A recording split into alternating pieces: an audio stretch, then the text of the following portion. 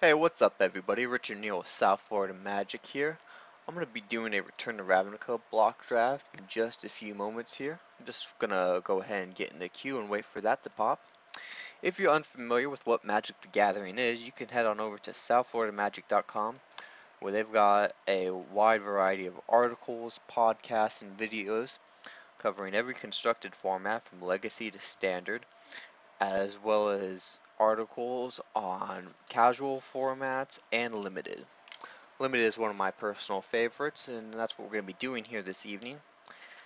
For this Dragon's Maze Return to Ravnica Gatecrash block drafting, what happens is we start by opening up the Dragon's Maze pack first, which was the most recently released set, and work our way backwards to Return to Ravnica. Drafting is where when you're given 3 packs to start out with, you pick one card, then you pass the pack to your left. For pack 2, you pass it to your right, and you do this with 7 other people until there are no cards left. Now I've got my pack open here, so let's go ahead and get on started. So, right off the bat, as you do with almost every pack that you open, you go straight to the rare. My rare here is Dragon Shift. Uh, Not one of my particular favorite rares to see opened. It is a bomb. It does win games if you can cast it for its overload cost and you've got a bunch of little dudes to just fly over the head with. It'll definitely cause some problems for your opponent.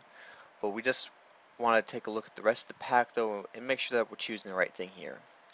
I got a Clue Stone, I got a Gate, I got the Zertod Druid, a Fatal Fumes, which is it's decent removal, and a Sin Collector, which will allow me to remove the removal from my opponent's hands.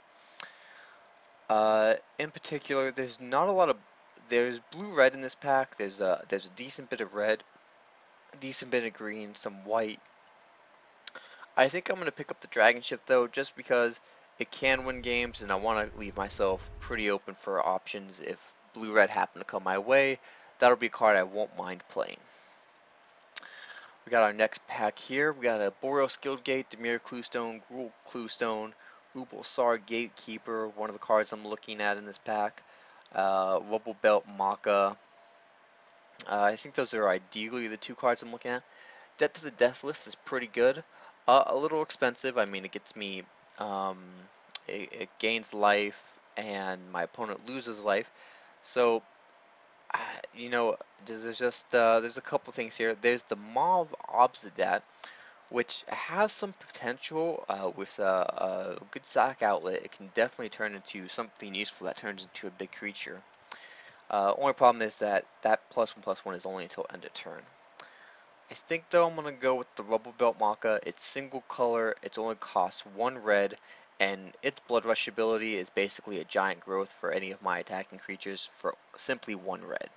Decent body for 4, single color, and this is what we're gonna go with here for now. Alright, we got another pack here, and wow, a Boros Battle Shaper. Now this guy wins games on his own. He is ridiculous. What he says is at the beginning of each combat, now this is each combat, so this is both my combat and my opponent's. I choose one creature that must attack or block, and I choose an additional creature which cannot attack or block this combat. So what happens is, on my turn, I'm preventing his biggest dude from blocking and forcing one of his little dudes to block, obviously benefiting me in trades, and on my turn, I'm forcing his biggest dude not to attack and one of his little dudes to attack, again, putting me in a position to gain the upper hand advantage. This guy's also foil, so there's a trait doctrine here too. I'm not exactly sure what the 2 guys to my left picked over it, but I'm definitely going to pick up this guy here. Looking at my next pack, Boros Guildgate, I got the Sunspire Gatekeepers there. Gruul War Chant. This card will win games as well by itself. A little hesitant to pick up any more multicolored spells. I'm going to start looking at colors now, see what my signals are. I got 3 white cards here that are open. I got 2 red cards. I got 2 blue cards. I've got 2 black cards, so no green. So, you know, this tells me that green is being scooped up pretty quickly. black is in the next. I mean, there's Cryptic Incursion in here, which is a black card, but it's not a good black card. So, you know, green is being pretty well taken up. So going to the Gruul War Chant probably isn't the best idea. I'm going to pick up the Sunspire Gatekeepers here. It's a nice body. It gets me board advantage if I've got guild gates. And overall, it is just a really good card. Now we're looking at the next pack here. Now I was just talking about how green wasn't open, and yet here I get a Thrashing Moss Dog, one of the best cards available in green in the Dragon's Maze pack. It's a 3/3 with reach for 4 mana, and you can scavenge it later. Very interesting. Now if we look again, I've got lots of red here. No black, no white, no blue. So signals aren't 100% clear yet. Hopefully my guys will start making their mind and leave stuff open for me. Meanwhile, I'm going to go ahead and pick up the Thrashing Moss Dog. Again, just a nice solid body of 3/3 with the additional benefit of reach, and I can scavenge it later.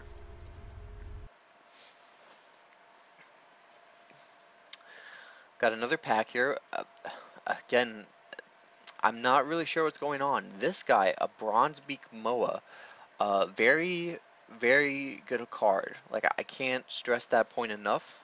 That card, you know, if you've got a way to put multiple creatures out, whether it's through tokens or whatnot, he can get pretty big on one of the turns. So we've also got a catch and release here. It's one of the split cards, a throwback from the original Ravnica block. On one half, I gain control of a permanent. On the other half, each player sacrifices a creature, an artifact, enchantment, land, and a planeswalker. I'm going to go ahead with the Moa, though, here. The Moa is just a tremendous card to play with.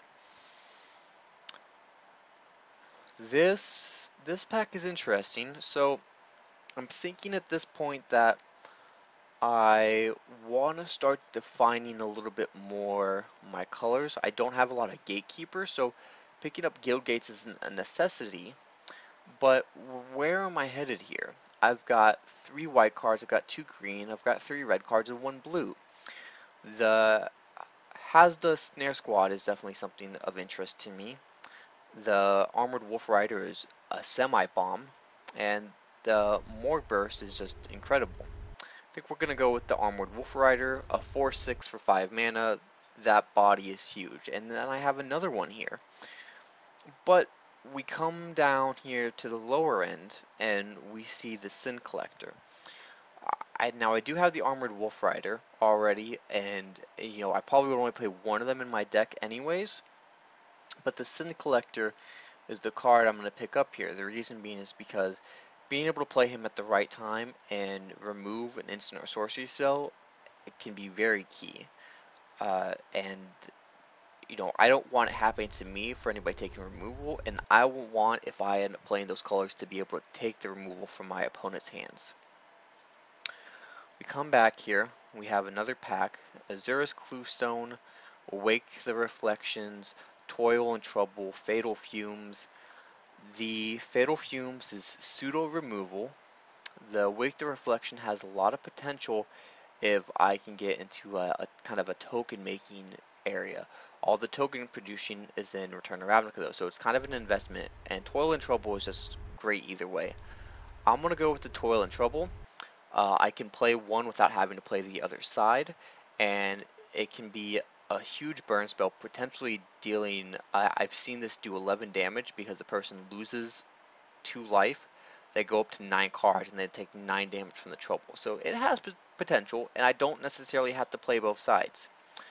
I'm going to pick up the Gruul Cluestone here, leave myself open and have the fixing for the colors, because it looks like I'm going to be in red-green, definitely, possibly splashing white. I've got another set of cards here. My choices are between the 3 of these: Wake, Reflection, Cluestone, Gleam of Battle.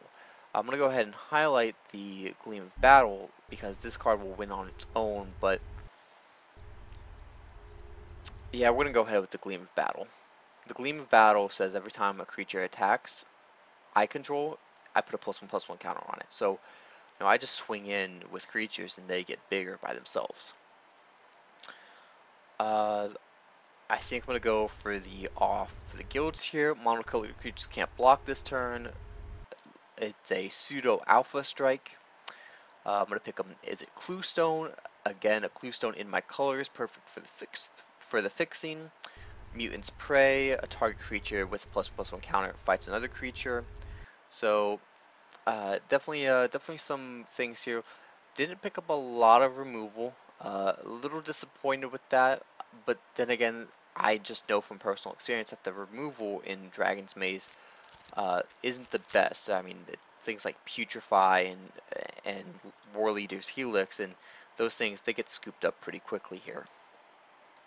Now, I'm looking at this pack here. This is my Gatecrash pack. This I'm going to be passing to the right. I've got Boros cards, a lot of Boros cards. I've got Pit Fight, I've got a Gruul Gate. High Priest of Penance is my card. It says whenever it's dealt damage, you may destroy target non-land permanent. Now,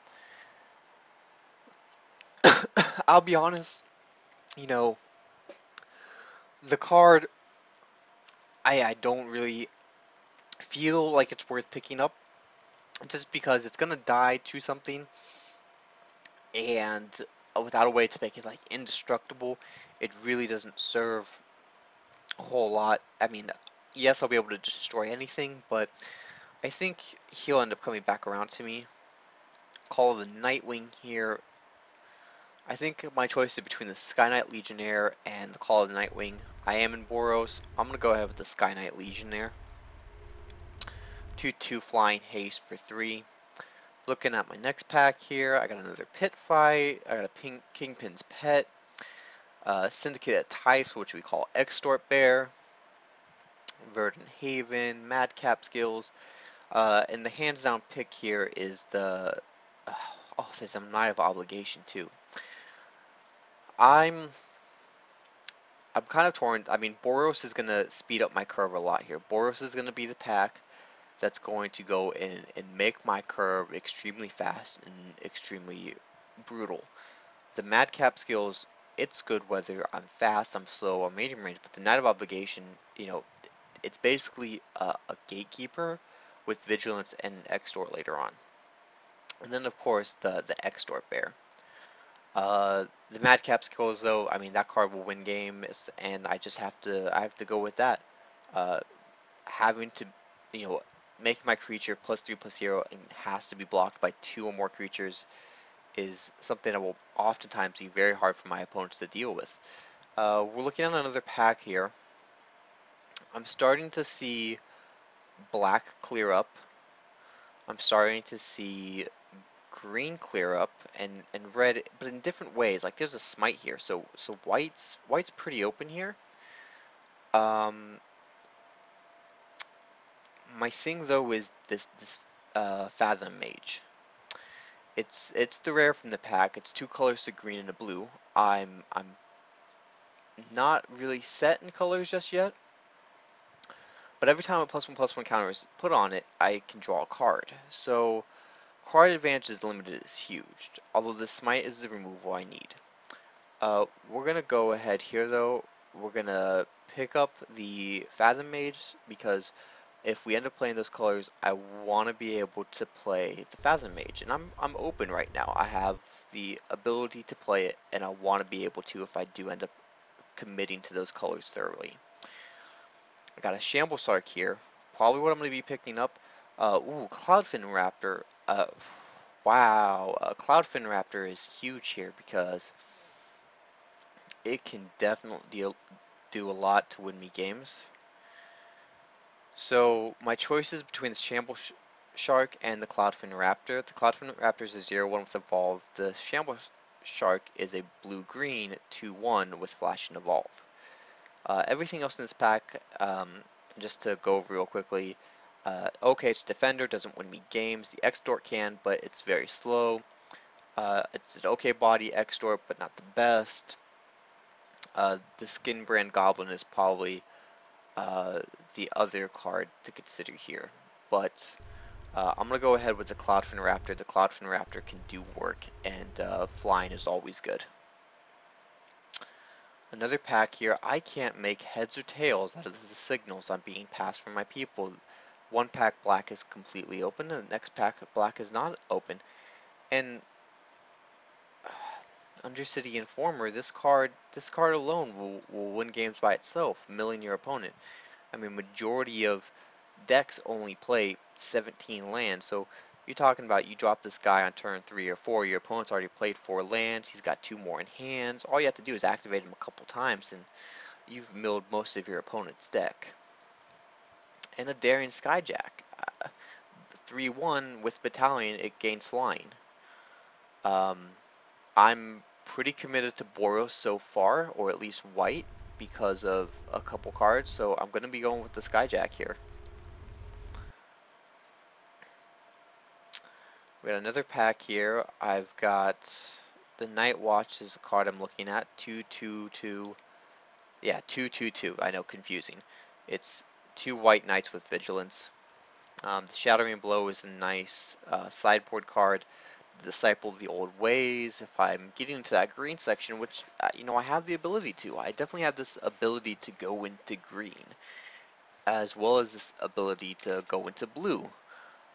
I think the choice here comes down to a personal preference. I want things low on my curve. I have this great ability to be pretty aggressive as well as have a nice late game. So I'm going to go with the Disciple of the Old Ways. We've got a Rapid Hydra blah. I can't speak this evening. You know what? We're not even gonna try because I've already sounded dumb enough. But anyways, this is this is the new beast within. I believe it's also called Pugnify. I didn't play back then when that was a card. But it destroys a creature. It can't be regenerated, and it turns it into a 3/3 frog. Totally Lost is a great card. Put target non-land permanent on top of its owner's library. So very very good for tempo. Let's go with the hydration here. This way we can have some form of removal for creatures. And see, I did get the Totally Lost, which I was looking at. This almost looks like the same pack. Because there was an Armored Transport in the last one. There was definitely a Boros Skill Gate in the last one. Am I only playing with 7 people? I don't understand. 1, 2, 3, 4, 5, 6, 7. No, I'm playing with everybody. Okay, well, that's just really coincidental. Not a lot of gauge yet to really utilize the Greenside Watcher. The Court Street Denizen is pretty good. I think we're going to go with the Court Street Denizen. Nice synergy with a couple other cards that I have. I have another Court Street Denizen. Warmind Infantry, the Battalion trigger here is it gets +2/+0, so it swings for 4 with Battalion. So, interesting choice here. We're going to go ahead and highlight the infantry in case I don't pick in time. But the Court Street Denizen, with the amount of white that I'm playing and the different ways to put white creatures out, like I can tap down my opponent's field pretty easily. But I want to swing in hard, and I want to swing in pretty quickly, so we're going to go ahead with that. Looking at this pack here, where the thief is nice. I don't really want, really don't want my opponents having that. A Keymaster Rogue, another card I really don't want my opponents to have.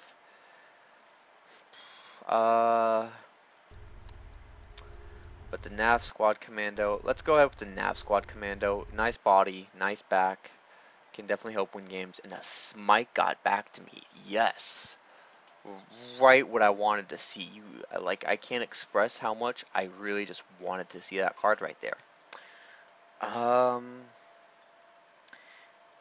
Not really in any of my colors. We're gonna go ahead and pick up the Merfolk of the Depth here. Not likely I'll play it, but it's still a card. Still a card. Ooh. So do I choose sideboard here or creatures? I'm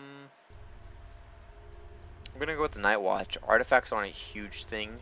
If it was enchantment removal, I would definitely be looking at it, but artifact, unfortunately, just there's not many artifacts to worry about. So now we're looking at the Return to Ravnica pack here. Quick look over my colors here. So I've got white, I've got red, so I've got Boros. I've got the potential for splashing black, the potential for splashing blue, the potential for splashing green. So a lot of potential to do a lot of things here. Looking at this pack, I do get increasing signals about splashing for that black with this Carnival Hellstead. I've got this Goblin Rally. It puts 4/1/1 red Goblin creature tokens into play, and I had mentioned somewhere about putting in a lot of tokens uh, and just being able to combo very well, not only with the Dragon Shift, being able to turn those tokens into flying 4/4s later on. The Bronzebeak Moa. If I play, like I play Bronzebeak Moa and then I play the Goblin Rally, very nice synergy there. I believe though the appropriate choice is to just take the rare. A 6/5 haste is just a card that if the board is cleared and the opponent's not really expecting to have to block it. I'm on the aggro plan, so this Splatter Thug here is the choice here. Fits in my colors, fits in my game plan. Rakdos Shred Freak fits in my colors, fits in my game plan. And these are all great cards because again, the ideal situation with this Dragon Shift is I play this Boros-y Rakdos kind of thing with like a few small splashes of blue possibly, maybe small splashes of green, maybe even both. Like it depends on how greedy I want to be. Uh, you know, I have a personal tendency to lean towards the greedier side of building decks, but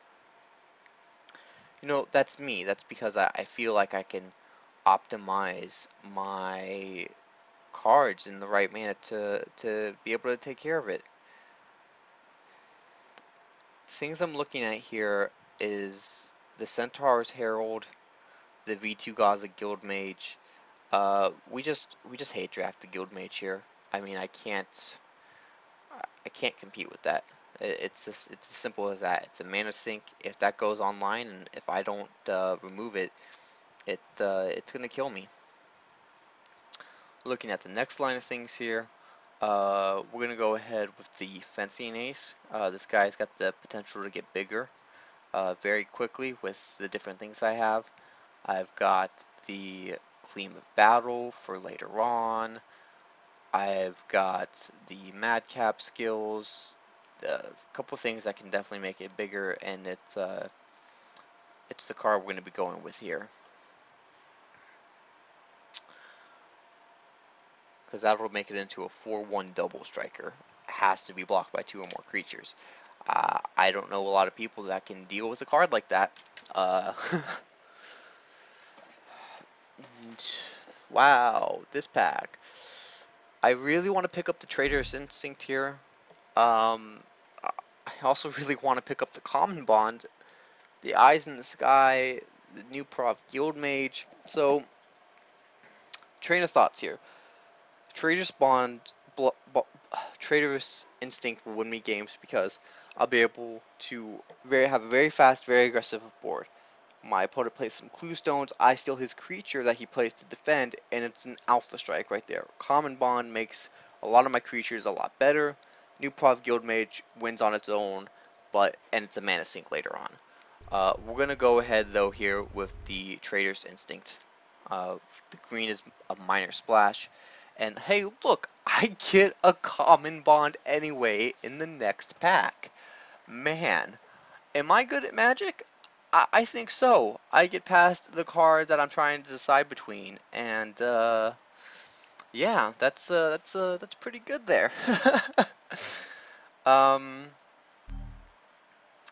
yeah, I don't think it's really any contest here. I've got 21 creatures already, so there's no worry about not being able to play creatures.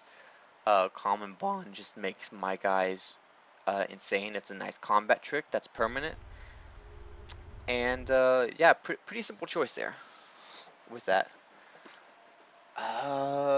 We've got here is pack's interesting. Uh, I actually kind of want to pick up the Civic Saber here. I'm playing a lot of multicolored creatures, and the Saber can do work. The Gruul Charm, it's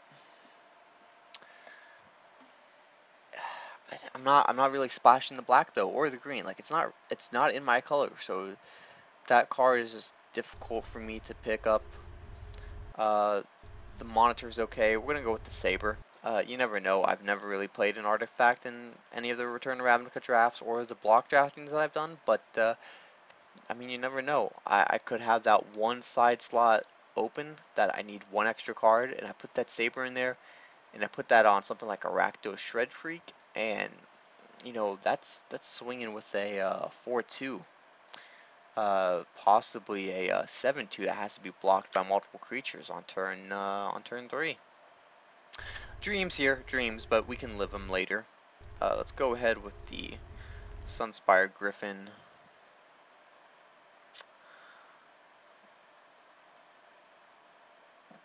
Nothing too spectacular in this pack. Survey the Wreckage is, I think, the card I pick up here, simply because it can destroy the color fiction of lands, and it gets me a token to use later on. Yeah, I'm gonna go ahead with the Survey the Wreckage. Sideboard card to destroy land fixing. Here we're gonna go ahead and take out the Aquas Steed.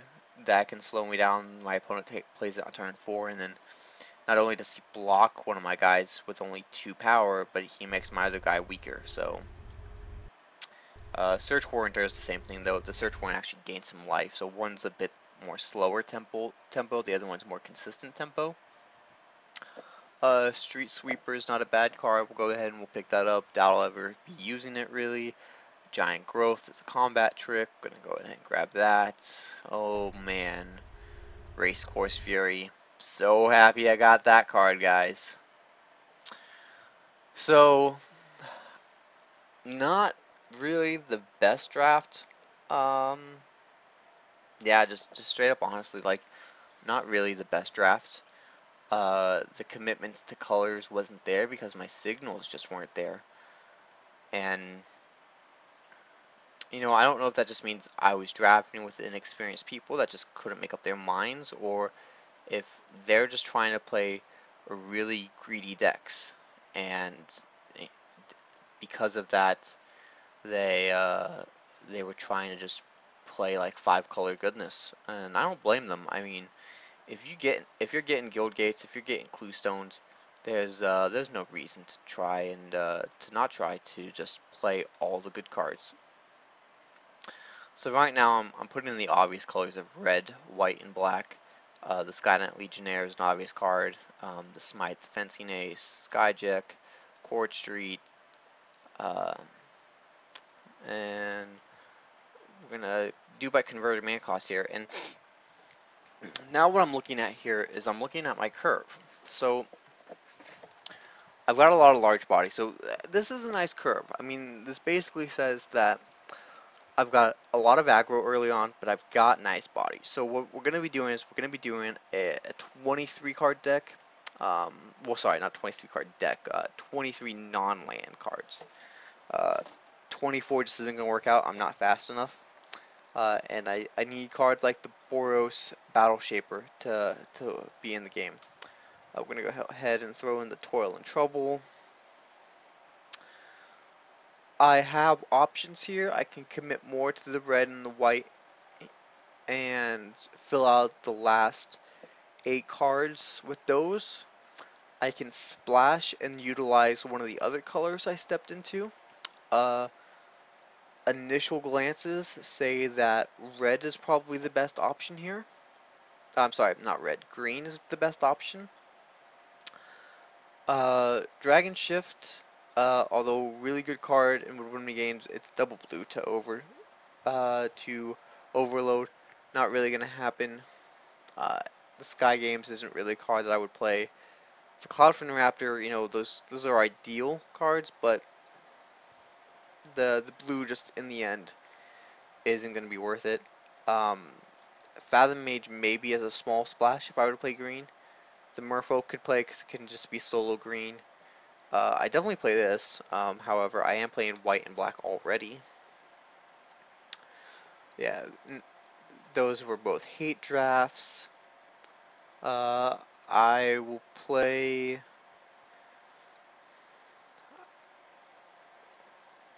I will play my Gruul Cluestone because green is going to be the color that I step into here.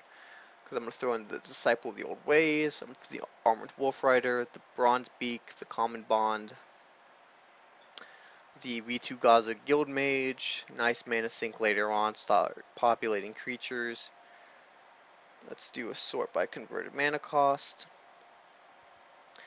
Yeah, really nice curve here. Lots of 2-drops, lots of 3-drops. I've got 15 creatures. I've got space for one more card.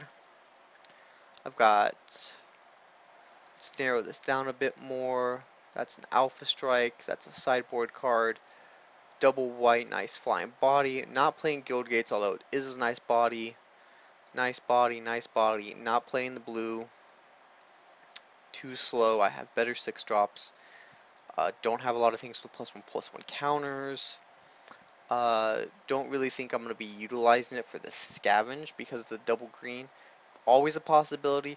So I'll leave it there as I try to decide things out more. Lands. I'm not going to be playing the Street Sweeper. So these are the cards I'm decided between for the last slot.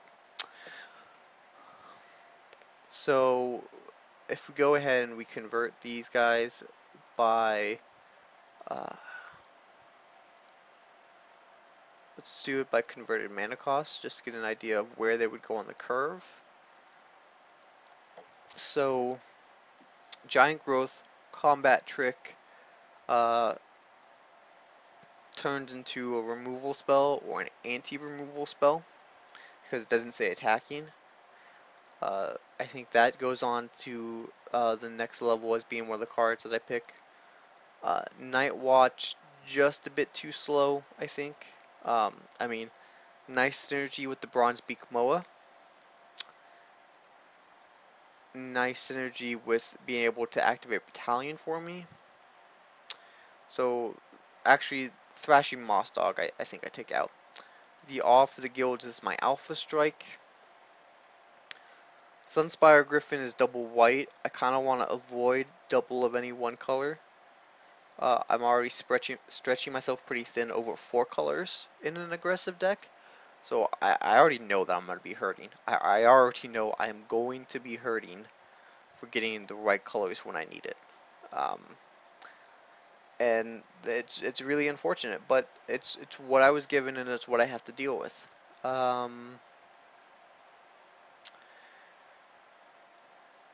As far as multicolored creatures, I have 1, 2, 3, 4, 5, 6, 7, 8, 9 multicolored creatures. So, no, more than half of my creatures will benefit from it, and even the ones that don't, even putting this on like a fencing ace gives it +1/+0 and turns it into a 2/1 double striker. So,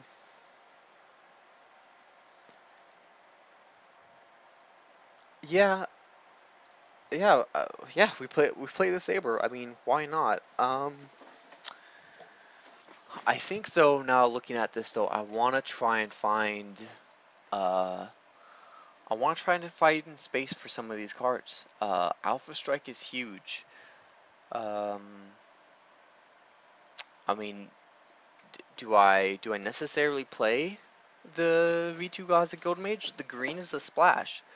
How many times am I going to be able to activate it every turn? I understand that I have the Gruul Cluestone, but I think Gold Mage is on the topping block.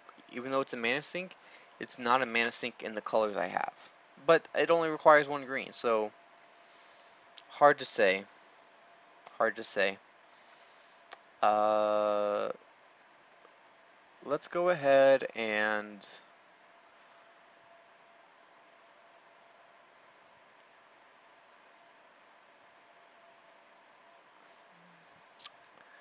I'm really at a loss here, and because synergy with the Bronze Beak Moa, the Night Watch I said, good synergy for the Court Street Denizen, good synergy for being able to activate my battalion, very large body that gets larger when it attacks. I think that gets taken out though, definitely. So I've got anti-removal, if it's not just straight removal like a Putrefy, nice synergy with my cards, and an Alpha Strike. But I don't really need the Alpha Strike here. I have the nice cards for the late game that I don't need the Alpha Strike. So we've got the Giant Growth, the anti-removal, and the Night Watch. The Night Watch fits in the curve at number 5, which does fit into my curve.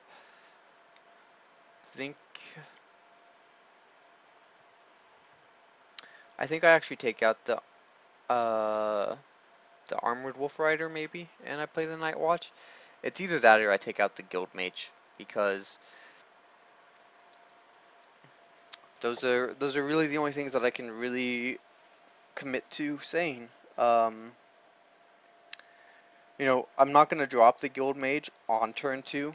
That's not what you do with a Guild Mage. You wait until like removal is wasted, and then they just don't have an answer to you producing tokens every turn and populating those tokens.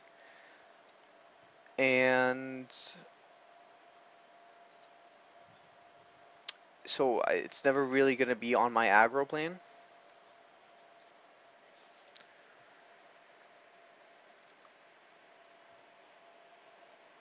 I have to leave the Ghoul Stone in there. I need the fixing for the green.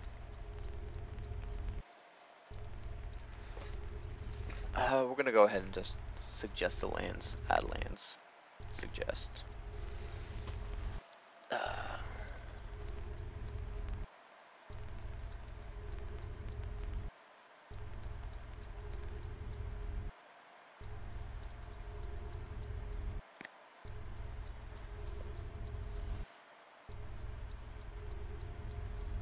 Yeah, I mean they're sideboard cards. We'll wait and we'll leave it.